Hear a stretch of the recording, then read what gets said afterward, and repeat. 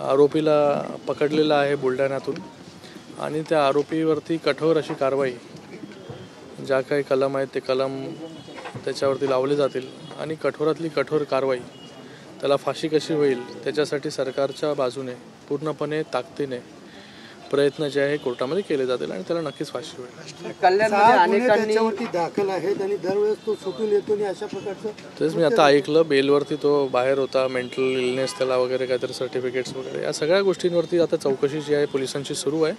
एवढंच मी सांगू शकतो की सरकारकडून पूर्ण प्रयत्न जे आहेत या गुन्हेगाराला, अशा गुन्हेगाराला ज्यांनी असं कृत्य केलं आहे त्याला फाशीची शिक्षा कशी होईल याच्यासाठी पूर्ण प्रयत्न जे आहेत आणि 100% फाशीची शिक्षा त्याला होईल. महिलांमध्ये झालं, मुख्यमंत्री एकनाथ शिंदे यांनी जे केलं ते मागणी आहे. जे काही योग्य कारवाई आहे, कठोर कारवाई आहे, ती कठोर कारवाई त्यांच्यावरती होईल.